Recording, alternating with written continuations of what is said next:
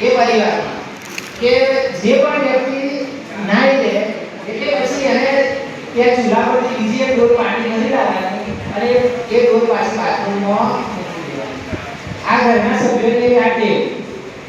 એટલે એ ઘરનો એક યુવાન હતો જે કોલેજમાં અભ્યાસ કરતો હતો, એને પણ એના ઘરની જ આ ટેવ હતી એ એના કોલેજ જીવન દરમિયાન પણ એને આ ટેવ રાખી કે જ્યારે પણ એ કોલેજમાં હોસ્ટેલમાં રહેતો હતો ત્યારે પણ એ બાથરૂમમાં નાહવા જાય તો જ્યારે પોતે સ્નાન કરી લે તો બીજી પાછી ગરમ પાણીની ડોલે મૂકીને જ જાય કે જેથી કરીને જે આવે એને બીજું પાણી ભરવા જવું પડે. હવે બન્યું કે એક વખતે આ કોલેજના વિદ્યાર્થીઓ ઇન્ટર્નશિપની અંદર બહાર ગયા. ત્યાં બીજા કોલેજોના પણ મોટા સાહેબ આવ્યા હતા. હવે ત્યાં બહાર રહેવાનું થયું તો પેલા છોકરાને આ ટેવ નાનપણથી હતી, ઘરમાં પરિવારમાંથી જ આ ટેવ મળી ગઈ અને હોસ્ટેલ દરમિયાન પણ એને આ ટેવ જાણી રાખી. હવે ત્યાં બહાર ગયો ત્યાં પણ એને આ ટેવ હતી. હવે બન્યું એવું કે છોકરો જ્યારે પણ નાહવા જાય એટલે પોતાની એ ડોલ ભરી ગરમ પાણી તો મૂકી દે બાથરૂમમાં. હવે એના પછી એ જે એનું જે ઇન્ટર્નશિપમાં ગયા હતા એના સાહેબનો નંબર આવ્યો મારા ખાતે આવે એટલે સાહેબ જ્યારે બાથરૂમમાં જાય ત્યારે ડોલ પાણી ભરેલી જ જોઈએ.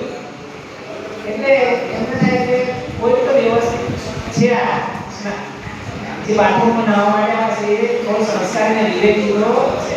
એટલે અઠવાડિયા સુધી દરરોજ પેલા છોકરા પછી પેલા સાહેબનો નંબર આવે એટલે એને આ વસ્તુ માર્ક કરી કે આ છોકરો એકદમ શિસ્તવાળો અને સંસ્કારી હશે. એટલે પછી ઇન્ટર્નશિપ પૂરી થવાની થઈ એટલે એના કોલેજના પ્રોફેસરને કહ્યું કે આ છોકરાનું નામ શું છે એટલે એનું નામ જાણી લીધું. હવે લગભગ એકાદ વર્ષ જેવો સમય પસાર થયો અને એ કોલેજના જે પ્રોફેસર હતા એમને જર્મનીની કંપનીએ કોઈ લેટર મોકલ્યો કે અમારે એવા પ્રામાણિક અને સારા યુવાનની જરૂર છે જે પોતાનું કામ સારી રીતે સુઘડ રીતે કરી શકે. હવે પ્રોફેસર એ વિચાર્યું કે મારે એક નામ આપવાનું છે ત્યાં જર્મનીની કંપની જર્મની દેશમાં એટલે પેલા જે પ્રોફેસર હતા એ પ્રોફેસર ઘણા બધા છોકરાઓ ઇન્ટર્નશિપમાં આવ્યા હતા પણ કોઈ છોકરાનું નામ યાદ રહ્યું નતું કે કોણ એ કશું એમના મગજમાં નહોતું. પણ પેલો છોકરો જે દરરોજ શું કરતો હતો એમના સ્નાન કરવાના સમય પહેલા એક ડોલ પાણી ભરીને મૂકી દેતો. એ પ્રોફેસરે પેલી છોકરાની કોલેજના પ્રોફેસરને સંપર્ક કર્યો કે પેલા વિદ્યાર્થીનું નામ અને એડ્રેસ મને આપો, મારે એનું નામ જર્મનીની કંપની છે એ કંપનીને મોકલવાનું છે. પેલા પ્રોફેસરે છોકરાનું નામ અને બાયોડેટા બીજા પ્રોફેસરને આપ્યો અને એ પ્રોફેસરે જર્મનીની કંપનીને આપી દીધો અને થોડાક દિવસ પછી પેલા છોકરાને જર્મની જવાનો ઓર્ડર આવી.